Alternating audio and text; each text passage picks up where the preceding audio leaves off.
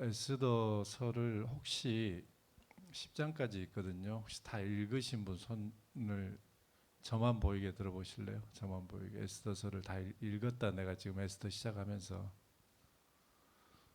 읽지도 않고 우리 전사님만 손 드시네. 예. 에스더서를 읽어보세요. 어떤 내용인가.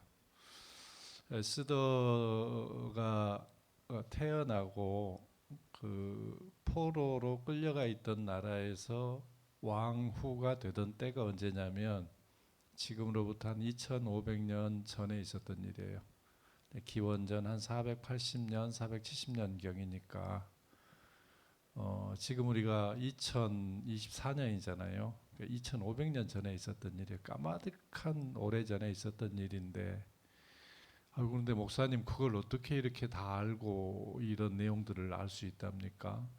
다 기록으로 남겨져 있어요. 기록으로. 이게 기록으로 남겨져 있어서 그 책을 우리가 지금 보고 있는 겁니다. 그러니까 성경이 굉장히 오래된 오래전에 저자에 의해서 쓰여진 책인데 지금 저희가 2000년이 지난 지금 이 책을 우리가 보고 있는 거예요. 그런데 우리가 주목하고자 하는 것은 그때 무슨 일이 일어났고 그때 역사적으로 어땠고 정치적으로 어땠고 경제적으로는 어땠냐 이걸 우리가 찾아보는 게 아니고요.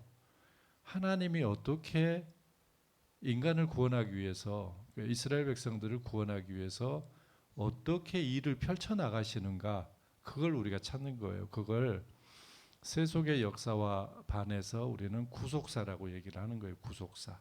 그러니까 하나님이 인간을 구원하기 위해서 어떻게 그 역사를 펼쳐나가셨는가 하는 것을 우리가 살피는 거예요.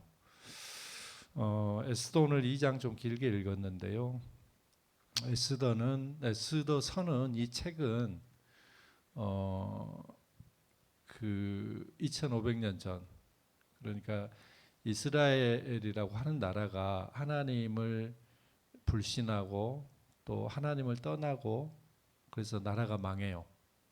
그래서 하나님이 회초리를 들어서 사용하신 거예요. 우리 아이들 키우지만 언제 언서 엄마 아빠가 지금도 뭐 요즘에는 그 체벌 이런 문제가 아주 그 뭐죠 사회 문제가 되고 하니까 그 체벌하는 것은 엄하게 금하고 있잖아요. 그런데 옛날에 제가 자랄 때만 해도 엄마 아빠들이 막 그렇게 많이 때리고 학교 가면 선생님들이요 그렇게 학생들 때리는 걸 스트레스 푸는 걸로 사용을 했는지 어쨌는지. 그런데 옛날에 선생님들이 때리면 다 맞아요. 선생님이 나를 사랑하셔서 때리는 거다.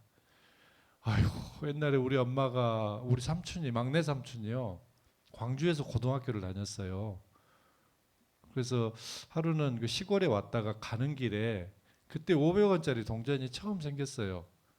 그래서 그 500원을 저한테 주고 갔어요. 너 먹고 싶은 거 사 먹어라. 그리고 500원을 저한테 삼촌이 막내 삼촌이 주고 가더라고요. 그래서 저한테는 이제 아무도 모르는 엄마 아빠도 모르는 그 돈이 생겼잖아요. 제가 누구한테 얘기를 하겠어요. 얘기하면 뺏기는데. 그래서 그걸 제가 500원을 가지고 학교 갈 때 끝나고 올 때 하루에 10원어치 20원어치 이렇게 뭐 시골에서 까먹는다고 그러죠.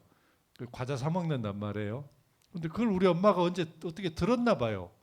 삼촌이 그 우리 아들한테 500원을 주고 갔다더라. 그 얘기를 들었나 봐. 그래가지고 우리 엄마가 어느 날 노발대발 저를 오라고 하더니 삼촌이 준 500원 어딨냐고 저를 쥐잡듯이 하는 거예요.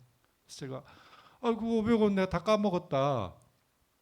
그랬더니 그 회초리로 이놈의 새끼야. 우리 엄마 또 기억 안 난다고 할 거야. 너 분리하면 기억이 안 난다고 그래. 맞은 사람은 다 기억나요. 얼마나 나를 그 때려가지고 그걸 어디다 썼는지 그걸 백노지에다 쓰라는 거 옛날에 백노지라고 그랬잖아요. A4 용지 있잖아. 그 백노지라고 그랬다고. 거기다 쓰래요. 그래서 내가 기억나는 대로 연필로 몇 월 며칠 학교 가는 길에 10원 까먹음. 오는 길에 15원 까먹음. 이걸 하니까 2장, 3장이 되더라고. 합해보니까 한 500원 됐어요. 그런 돈이 생기면 엄마한테 얘기를 해야지. 말도 안 하고. 그리고 엄마한테 얘기를 해야 엄마가 삼촌한테 인사라도 하지. 뭐 이런 마음이셨던 것 같아요. 근데 그냥 뭐 맞는 거예요. 그냥 그 500원 까먹은 게 뭔 그렇게 큰 잘못이라고. 얘기가 왜 거기까지 갔죠? 자, 오지간 회초리를 들어서 이렇게 바른 길로 가게 하잖아요. 그래서 하나님이 회초리를 드신 거예요. 그래서 이스라엘을 그 옆에 있는 나라 아수르라고 하는 힘 있는 나라를 회초리로 사용해서 북이스라엘을 망하게 하시고, 남쪽은 아직 여전히 아직 망하진 않고 있는데 여전히 남유다도 하나님을 떠나요. 그래서 바벨론이라고 하는 나라를 들어서 회초리를 사용해서 나라가 망하게 하신 거예요. 그런데 나라가 아주 망한 건 아니에요. 하나님께서 약속하셨어요. 70년 후에 70년 포로 기간이 끝나고 이 나라를 회복시키시겠다고 약속을 하셨어요. 그래서 이 나라를 망하게 했던 바벨론이 망해요. 누구한테 망하냐? 페르시아한테 망해요. 그래서 페르시아의 왕이 유화 정책을 펴는 거예요. 바벨론이 포로로 끌고 왔던 족속들을 다 자기 나라로 돌려보내요. 그때 이 이스라엘 백성들이 포로지에서 돌아와요. 그래서 1차 포로 귀환, 2차 포로 귀환, 3차 포로 귀환을 하거든요. 그런데 이 에스더가 활동했던 때는 언제냐면 1차 포로 귀환과 2차 포로 귀환 그 중간에 있었던 일이에요. 우리가 앞에 그 에스라, 느헤미야 다 봤잖아요. 에스라 1장부터 6장까지가 1차 포로 귀환이고요. 에스라 7장부터 마지막 장까지가 2차 포로 귀환인데 그 딱 중간 그 사이에 있었던 일이에요. 그러니까 하나님은요, 예루살렘으로 돌아온 포로들만 구원하시는 게 아니에요. 여전히 포로지에 남아있는 백성들도 하나님께서는 구원하시는 거예요. 그러니까 하나님은 우주 만물의 편만에 계셔요. 예루살렘에만 계시는 게 아니에요. 여전히 이방 땅에 포로로 남아있는 그 백성들도 사랑하셔서 그들도 구원하시는 거예요. 그래서 여러분, 자녀들이 저 객지에 나가 있지만 자녀들을 위해서 기도하세요. 왜? 하나님은 여기에도 계시고요. 내 기도를 들으시고 거기에서도 역사하시는 거예요. 그래서 이때는 나라 이제 포로지에서 돌아옵니다. 돌아오는 그 사이에 어디 가냐? 뒤에 얼른 나가서 놀고 있다가 와서 쳐. 지의 딸이 누구냐? 집사님 따라왔다며. 그래.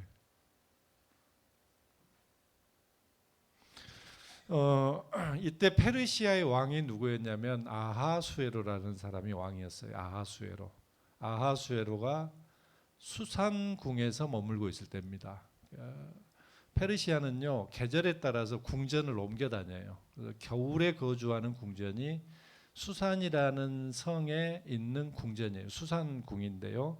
여기서 이 수산궁을 배경으로 유대인 구원이라고 하는 극적인 사건을 기록하고 있는 게 에스더서입니다.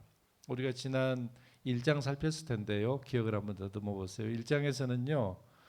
그 바사의 페르시아의 아하수에로 왕이 저기 헬라, 그리스죠. 그리스 연합군, 그리스 헬라가요 여러 나라들과 연합해 가지고 이 힘이 아주 큰 페르시아하고 이제 전쟁하려고 하는 순간이에요. 그런데 이때 아하수에로 왕이 잔치를 벌여요. 아마 잔치를 벌였던 이유는 그 군사들의 사기 진작을 위해서, 그리고 작전 회의를 위해서 그 잔치를 벌였을 것으로 추측이 돼요. 왜냐하면 이제 싸움을 이제 나가기 전에 큰 잔치를 벌였는데 이 잔치가 무려 6개월 동안 지속이 돼요. 근데 그걸 보면 페르시아가 얼마나 큰 부를 가지고 있는 제국이었는가 하는 것을 우리가 알 수가 있죠.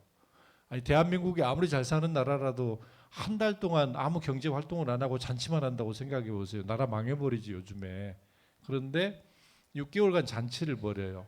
그래서 어느 날은 아하수에로 왕이 술이 거나게 취했어요. 여러분, 술 취하지 마시기 바랍니다. 술 취하면 분별력을 잃거든요. 그런데 아하수에로 왕후가 와스디라는 왕후인데 굉장히 미모가 빼어났던 모양이에요. 그 왕후니까, 부인이니까 뭐 그때 당시 페르시아 제국 내에서 제일 뭐 지적이고 뭐 또 이래저래 모든 아름다움을 갖춘 사람을 아내로 삼았겠죠. 그런데 이 아하수에로 왕이 술 기운에 자기 아내의 미모를 신하들 앞에서 자랑하고 싶었어요. 그래서 신하를 보내서 그 아내를 불렀습니다. 왕후를. 그런데 왕후가 이런지하에 거절을 해버린 거예요. 아니 내가 무슨 술집 작부도 아니고 술 취한 사람들 앞에 가서 내가 뭘 하려고. 근데 그때 당시 역사적으로 보니까 왕이 아마 왕후를 분별력이 좀 떨어져서 나신으로 나오라고 했던 것 같아요. 옷을 벗은 모습으로.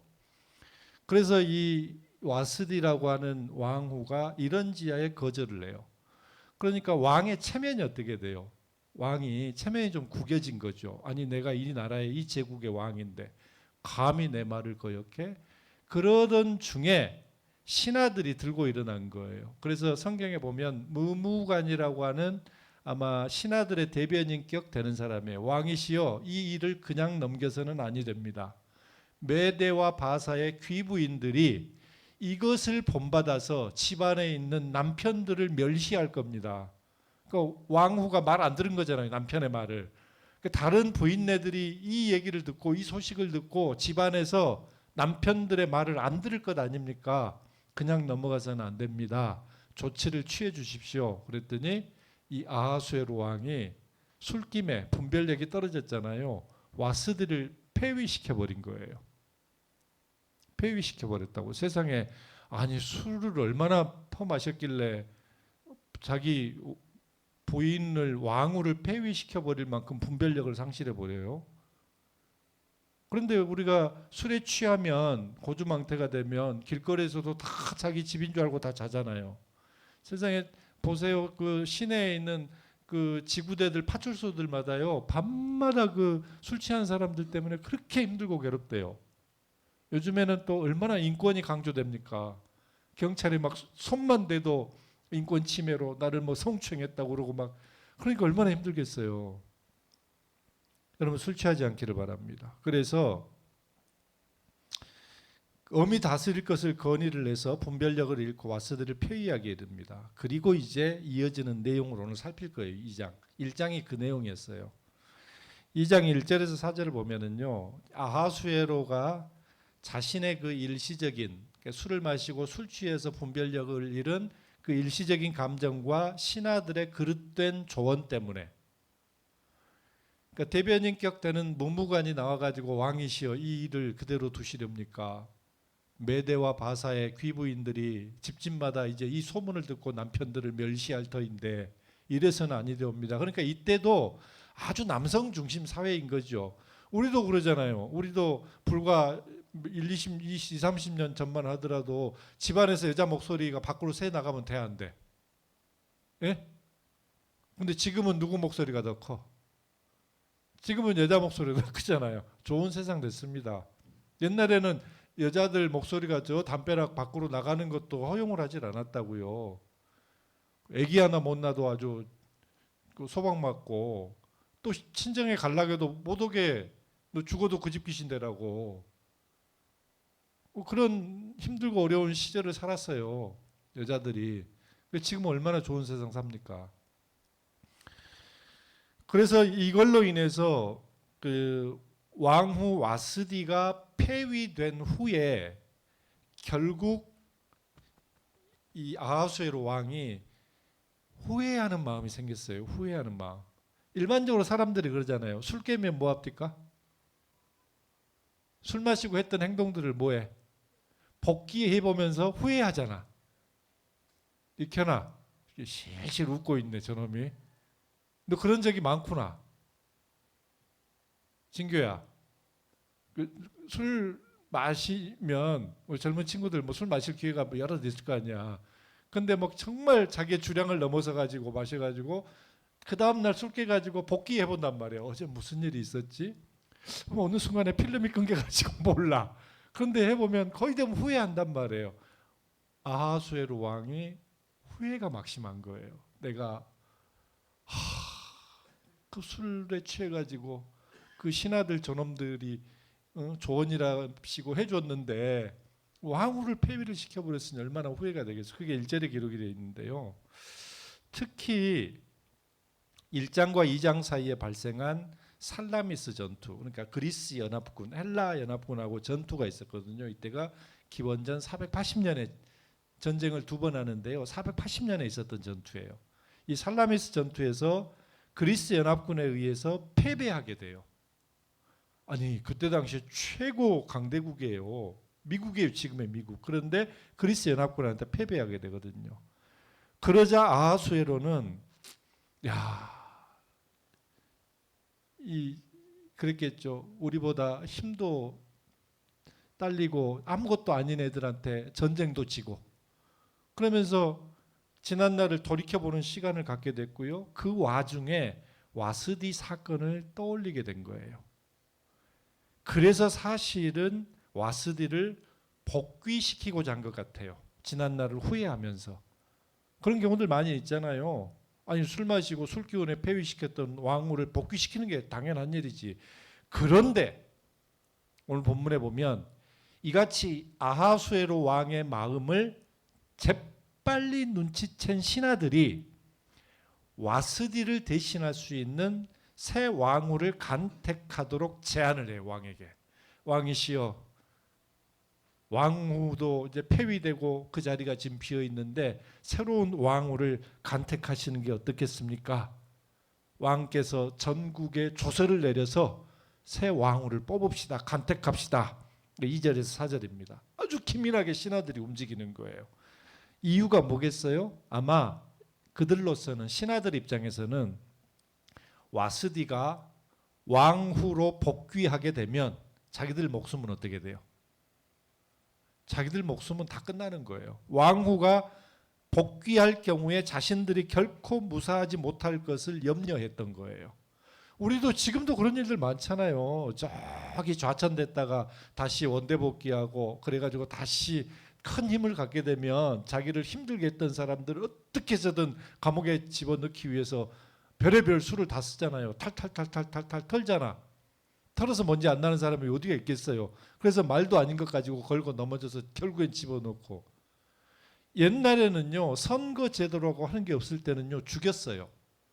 칼로 죽였어요. 그러니까 나와 반대편에 있는 사람들은 다 숙청을 했어요. 실제로 죽였다고요. 그런데 죽이는 역사가 계속 반복되는 게 얼마나 이게 비극입니까? 그래서 만들어낸 제도가 뭐냐면 선거제도예요. 선거제도. 그래서 투표를 해가지고 뽑히잖아요. 그러면 상대를 옛날처럼 총으로 칼로 안 죽이고 그냥 경쟁자로 남기는 거예요. 그런데 지금은 보니까 칼로 총으로 죽이는 게 아니더라고. 죄를 뒤집어 씌워가지고 감옥에 보내는 방법을 택하더라고, 요즘에는. 그 좋은 선거제도를 만들어가지고. 안 그랬으면요, 지금도 다 죽여요. 나랑 반대편에 있는 사람들은. 권력을 쥐게 되면. 지금 얼마나 민주화된 사회고 선거제도가 잘 정착돼가지고 지금은 그런 일이 많지 않잖아요. 대신에 어떤 형태로든 상대로 인정하지 않고 적으로 간주하고 원수로 간주해가지고 뭐 감옥에 집어넣으려고 하는 거지, 지금은. 어찌되었든 와스디가 왕후로 복귀할 경우에 자신들이 무사하지 못할 거라는 걸 알게 된 거예요. 우리 모가지 떨어지겠구나. 그런데 결국에는 이 일이, 여러분 생각해 보세요. 아까 제가 여러분에게 처음에 말씀드릴 때 하나님이 어떻게 구원 역사를 펼쳐가시는가를 보라는 거예요. 이 일 때문에 에스더가 왕후로 발탁되는 배경이 돼요. 왜? 새로운 왕후를 뽑아야 되잖아. 이처럼 에스더를 역사의 전면에 나오게 하심으로써 하나님은 그의 구속의 역사를 이끌어 가십니다. 한편 신하들의 제안을 가만히 보면 우리들에게 참 귀한 교훈을 줍니다. 생각해 보세요. 자신들의 죄악과 불의를 감추기 위해서 악인들이 꾸미는 술책은요, 참으로 간교하다는 것을 보게 돼요. 자신들의 그 악한 행위가 들통날까 싶어가지고 빨리 저 왕후를 복귀시키면 안 돼요. 저 왕후가 복귀하면 자기들이 과거에 왕에게 조언하고 못된 짓 했던 것들이 다 들통나서 다 죽게 되잖아요. 그래서 빨리 새로운 왕후를 간택합시다. 자기들이 살 길을 찾는 거예요. 신하들이요, 지금 왕을 생각해서 그러는 게 아니에요. 자기들 목숨 부지하기 위해서 지금 왕후를 지금 빨리 뽑자는 거야, 지금. 저 폐위됐던 왕후가 다시 복귀하면 자기들 목숨은 담보할 수 없고, 그래서 새로운 왕후를 뽑읍시다. 아주 간교한 술책을 쓰는 거죠. 그런데 여러분, 생명과 진리에 비치신 예수님을 세상 사람들이 영접하지 않는 이유가 뭘까요? 세상 사람들이 영접하지 않는 이유, 그것도 마찬가지입니다. 바로 자신들의 악한 행위가 드러날까 두렵기 때문에 그러는 거예요.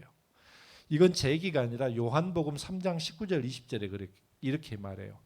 곧 빛이 세상에 왔으되, 빛이 누구예요? 예수님이에요. 우리 교회가 무슨 교회예요? 참 빛이잖아요. 그래서 우리가 참 빛으로 오신 그리스도를 전하는 교회. 참 빛이 그리스도 예수님이에요. 빛이 세상에 왔으되 사람들이 자기 행위가 악함으로 빛보다 어둠을 더 사랑한 것이니라. 자, 빛이 비치면 모든 것이 다 드러나 버리잖아요. 그러니까 악한 행위를 한 사람들은요, 어둠을 더 사랑해요. 자꾸 어두운 곳으로 가는 거예요. 그래야 자기 것이, 그 악한 행위가 덮어지고 안 보일 거라고 생각을 하는 거예요. 근데 빛이 비치면 다 드러나 버리잖아. 그러니까 자꾸 어두운 곳으로 들어가는 거예요. 예수님을, 그래서 요한복음에 보면 예수님을, 빛이신 예수님을 영접하지 않는 이유가 자기의 악한 행실과 죄가 드러날까 싶어서 예수를 받아들이지 못하는 거예요. 여러분, 우리는 예수님을, 나의 악한 행위가 있고 그걸 떠나서 빛이 되신 예수님을 받아들인 사람이잖아요. 모든 죄악들이, 어둠들이 다 환하게 밝혀진 우리는 그런 삶을 사는 사람들입니다. 오늘 우리가 비록 실수해서 범죄하는 일이 있더라도, 목사님 저는 완벽한 의인입니다. 세상에 의인이 어디가 있어요. 목사님 나 그래서 굉장히 도덕적으로 사는 사람이에요. 저 예수 믿기 전에도요, 저 굉장히 착하게 살았거든요. 좋은 일도 많이 했고요. 인간은 원래 죄인이에요. 악한 사람이라고요. 우리가 비록 실수해서 범죄하는 일이 있더라도 그것을 감추기 위해서 공연한 힘과 노력을 기울이는 것보다 하나님께 숨김없이 고백하고 사죄의 은총을 누리는 자들이 되는 것이 마땅한 일입니다. 그래서 요한일서 1장 9절에 이렇게 말해요. 암송하고 계신 분들도 계실 텐데요. 만일 우리가 우리 죄를 자백하면 그는 미쁘시고 의로우사 우리 죄를 사하시며 우리를 모든 불의에서 깨끗하게 하실 것이요. 여러분 잘 기억하세요. 문제는 죄가 아닙니다. 우리는 애초부터 죄인이고 세상에서 죄 가운데서 먹고 마시는 사람이에요. 죄의 바다에서 헤엄치고 노는 사람, 사는 사람들이야. 온갖 똥이 묻어있고 온갖 오물로 그냥 뒤덮여져 있는 사람이에요. 그런데 그게 문제가 아니라고요. 회개하지 않는 것이 문제예요. 그리스도의 보혈로 씻지 않는 것이 문제라고. 더러운 게 문제가 아니고 씻지 않는 것이 문제라고요. 그러니 여러분, 우리는 먼저 주님 앞에 겸허히 죄를 자백함으로 사함받는 은혜가 함께할 수 있게 되기를 바랍니다. 하나님은 모든 것을 용서하시되 성경에 보면 도말한다고 그랬거든요. 도말. 여러분, 사랑은 연필로 쓰세요. 전용록이가 부르는 노래 있어요. 사랑은 연필로 쓰세요. 왜? 지우개로 지우면 되니까 하면서 지우개로 지워져요. 볼펜으로 쓰면 옛날에 안 지워진다고 그랬어요. 요즘에 화이트로 다 막아버리고 다 가려버려요. 지울 수 있습니다. 그런데 주홍같이 붉은 죄는 그 어떤 걸로도 지울 수가 없어요. 지울 방법이 없어요. 세상에서는. 아무리 성능 좋은 지우개라도 지울 수가 없어요. 아무리 성능 좋은 퐁퐁이 갖다가 비누 갖다가 해도 우리 죄는 지울 수가 없어요. 다만 그리스도의 보혈로만 지울 수 있어요. 도말한다고 그랬는데 깨끗이 지워서 흔적조차 남기지 않는다는 거예요. 그러니까 여러분 보세요. 더러운 게 문제가 아니고 죄가 문제가 아니라니까. 회개하지 않는 게 문제라고. 그리스도의 보혈로 씻지 않는 것이 문제라고. 왜? 우리는 모두가 다 더러워요. 죄인이에요. 그래서 여러분, 죄 지은 것 때문에 괴로워하지 말고요. 회개하지 않는 그 강팍한 심령 때문에 여러분 슬퍼할 수 있기를 바랍니다. 하나님 제게 회개의 심령을 허락해 주세요. 회개가 쉽게 되든가요? 나 안 됩디다. 난 목사인데. 그래서 회개의 심령을 허락해 달라고 그래요. 내 마음을 좀 무너뜨려 주세요. 마음의 장벽을 깨뜨려 주세요. 회개하면 그리스도의 보혈로 흔적조차 남기지 않고 도말시켜 주신다는 거예요. 이 은혜를 힘고 사는 성도 되기를 바랍니다. 5절에서 18절 보면은요, 새 왕후를 간택하기 위한 아하수에로 왕의 명령을 따라서 이제 왕이 명령을 따랐어요. 신하들이 이제 그렇게 요청을 하니까. 그래서 페르시아 제국의 각 도에서 선발된 아리따운 처녀들이 수산궁에 모여들게 됐어요. 옛날에 우리 조선시대 때도 보면 그 왕후를 간택하기 위해서 전국 팔도강산에 있는 그 대갓집에 그 딸들 교수들을 다 불러 모으잖아요. 그래가지고 여러 가지 훈련을 거치잖아요. 그런 것처럼 수산궁에 이 아리따운 처녀들이 모여들었어요. 만약에 그때 당시 이때 당시 태어났다면 나는 저 수산궁에 갈 수 있는 미모와 학식과 지식과 모든 걸 다 갖췄습니다. 한번 손 들어보세요. 다 고개를 푹 숙이네. 나한테는 아니 대한민국 보세요. 저기 대통령 영부인 거 하시는 분도 있잖아요. 아마 여러분들은 아마 왕으로 간택되기에 충분한 능력과 실력을 갖추고 있는 분들이라고 여겨집니다. 8절 봐볼래요? 8절에 2장 8절 왕의 조서와 명령이 반포되며 처녀들이 도성수산에 많이 모여 회계의 수하에 나아갈 때 에스더도 왕궁으로 이끌려가서 궁녀를 주관하는 회계의 수하에 속하니 회계가 넷입니다. 그 궁녀들을 관리하는 넷입니다. 모여들었습니다. 그런데 포로 생활을 하고 있던 이 유대인 처녀 에스더도 그 중에 포함되었는데 본문 5절에서 7절에 보면 언급된 족보에 의하면 옛날에 나라가 망했었잖아요. 바벨론이요 3번 침공을 했어요. 바벨론이 3번 3차에 걸쳐서 침공해가지고 3차에 걸쳐서 포로로 끌고 갔거든요. 그런데 두 번째 침공이 언제냐면 기원전 597년에 바벨론이 예루살렘을 침공했을 때 그때도 포로들을 잡아가지고 끌고 갔어요. 그때 베냐민 지파 기스라는 사람이 끌려갔는데 이 에스더가 그 기스의 후손이에요. 왜냐하면 지금 시간이 오래 지났잖아요. 그러니까 에스더는 그때 당시 포로로 끌려간 게 아니에요. 포로지에서 태어난 거예요. 포로지에서 태어났다고. 기스의 후손입니다. 한편 이 다른 처녀들과 함께 왕궁으로 들어간 에스더는 1년간의 준비 기간을 거쳤어요. 1년간의 훈련을 하는 거예요. 왕으로 뽑히기 위해서. 그리고 이제 드디어 아하수에로 왕 앞에 서게 돼요. 8절에서 16절인데요. 그런데 생각해 보세요. 자, 에스더는 유대인입니다. 페르시아 족속이 아니에요. 유대인 포로의 신분이자 더군다나 부모가 없어요. 친척이 하나 나와요. 사촌 오빠인데 모르드게 삼촌의 딸이에요. 그런데 에스더의 부모가 에스더가 어려서 죽은 거예요. 그래서 자기의 사촌 오빠인 모르드게가 자기의 딸처럼 키운 거예요. 이 에스더를. 그런데 그러니까 포로의 신분이고 고아와 다름없었던 에스더가 페르시아 제국의 왕후로 간택된 것은 장차 유다 백성들을 이 재난에서 이 재난이 어떤 재난이냐면 이 뒤에 가면 내용이 이 유대인들이 몰살당할 위기에 처하게 돼요.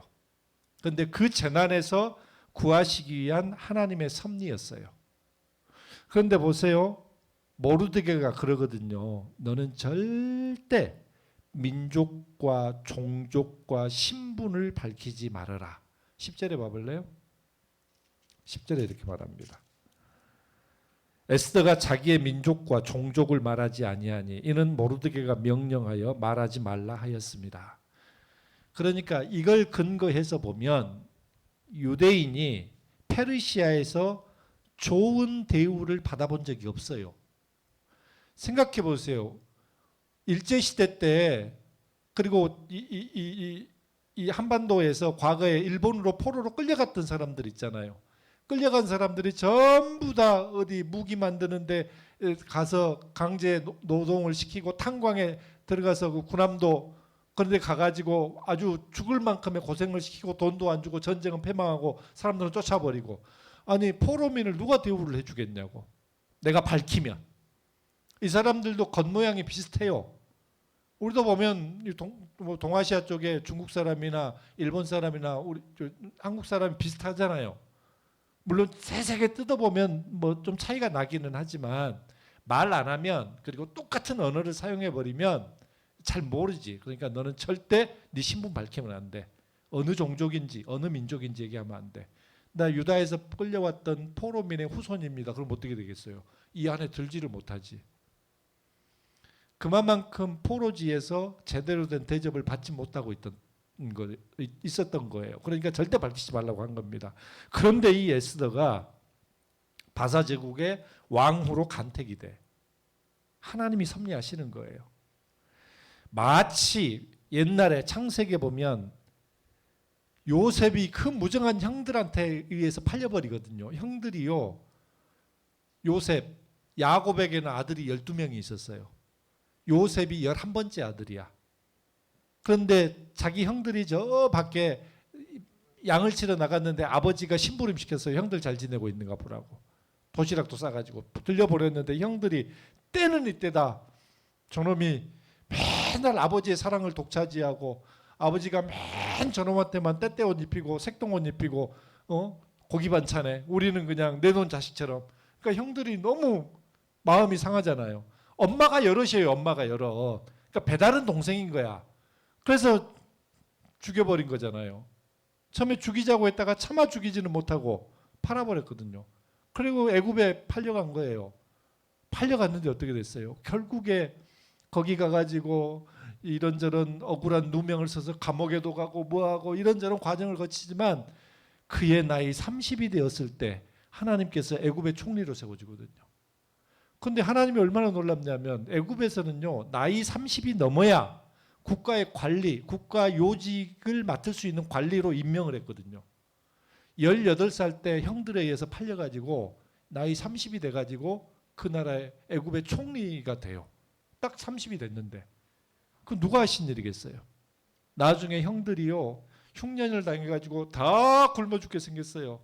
근데 가만 듣자 하니까 저 애굽은 곡식이 창고마다 가득가득하다고 하더라. 아들들아 가서 양식을 좀 구해와라. 갔어요.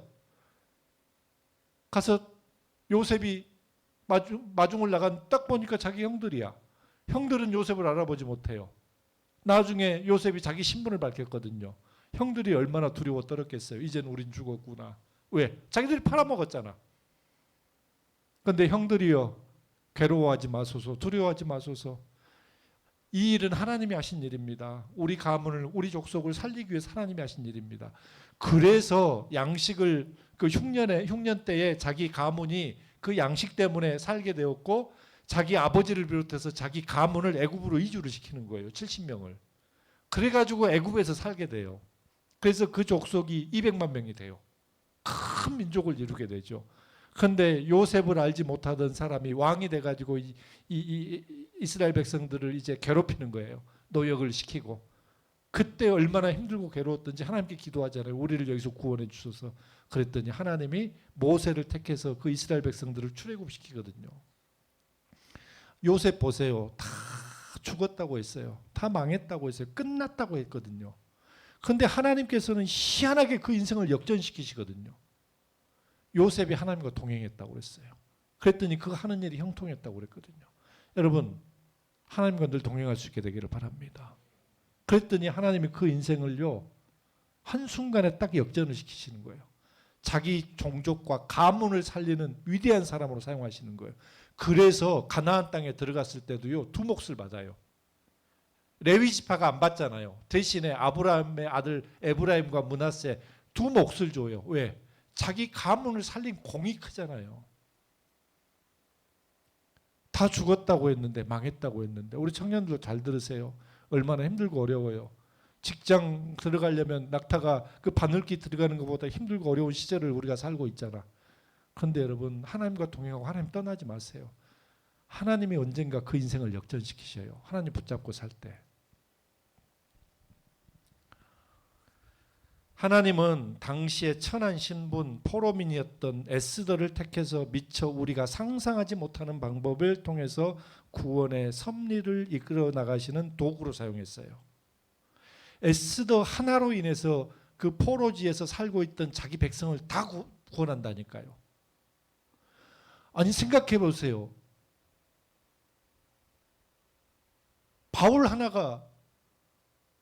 바울이 예수님 앞에 무릎 꿇었는데 나중에 바울이 전한 그 복음 때문에 로마 제국이 예수님 앞에 무릎 꿇는 역사가 나타나요.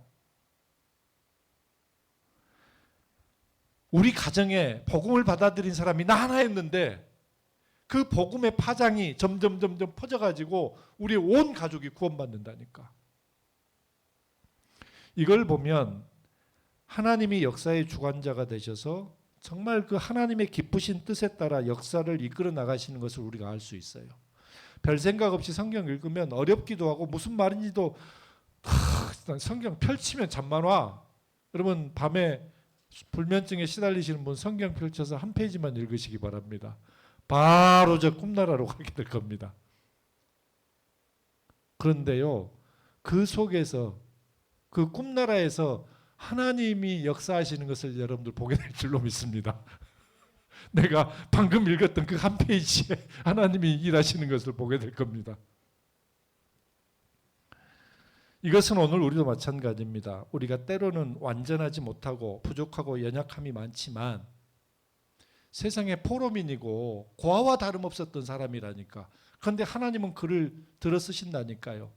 우리가 사회적인 명망가도 아니고 권세가 있는 사람도 아니에요. 어떤 명예를 크게 누리고 있는 사람도 아닙니다. 내가 감히 저런 일을 할 수 있겠어? 스스로 또 열패감에 빠져가지고 자기 스스로를 또 원망하고 탓하는 사람들도 있을 거예요.